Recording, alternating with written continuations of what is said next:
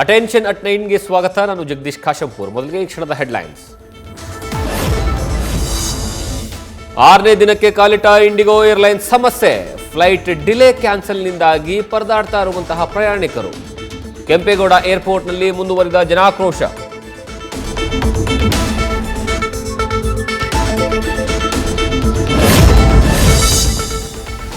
CM Siddaramaiah ಆಪ್ತರನ್ನ ವಿಶ್ವಾಸಕ್ಕೆ ತೆಗೆದುಕೊಳ್ಳೋ ತಂತ್ರಜ್ಞಾನಿಕೆ.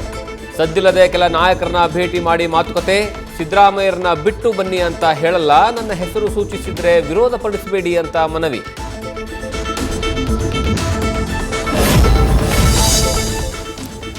ಡಿಕೆಶಿ ಛಲವಾದಿ ನಾರಾಯಣಸ್ವಾಮಿ ನಡುವೆ ಮುಂದುವರಿದ ವಾಚ್ ವಾರ್. ಸದನದಲ್ಲೂ ಕಾರ್ಟಿಯರ್ ವಾಚ್ ಕದನ ನಡೆಯುತ್ತಾ 43 ಲಕ್ಷ ಮೌಲ್ಯದ ವಾಚ್ನ ಲೆಕ್ಕ ಎಲ್ಲಿ ಅಂತ ಕೇಸರಿ ಪಡೆ ಪ್ರಶ್ನೆ.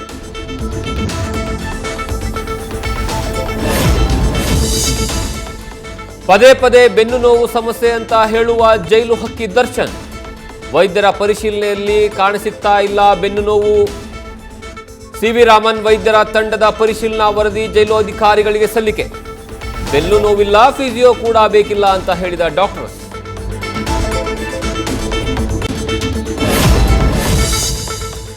ಚಿಕ್ಕಮಗಳೂರಿನಲ್ಲಿ ಗ್ರಾಮ ಪಂಚಾಯಿತಿ ಸದಸ್ಯನ ಬರ್ಬರ ಹತ್ಯೆ ಕೇಸ್. ದತ್ತ ಜಯಂತಿಯ ಕಟ್ಟಿರುವಂತಹ ಬ್ಯಾನರ್ಗಳನ್ನು ಬಿಚ್ಚುವಾಗ ಬಜರಂಗ ದಳ ಕಾರ್ಯಕರ್ತರ ಜೊತೆ ಮತ್ತೊಂದು ಗುಂಪು ಗಲಾಟೆ.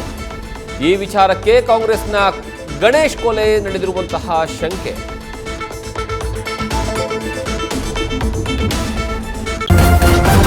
ನ್ಯೂಸ್ ಫಸ್ಟ್ ನಿರ್ಭೀತಿಯಿಂದ ನಿಮ್ಮ ಪರವಾಗಿ.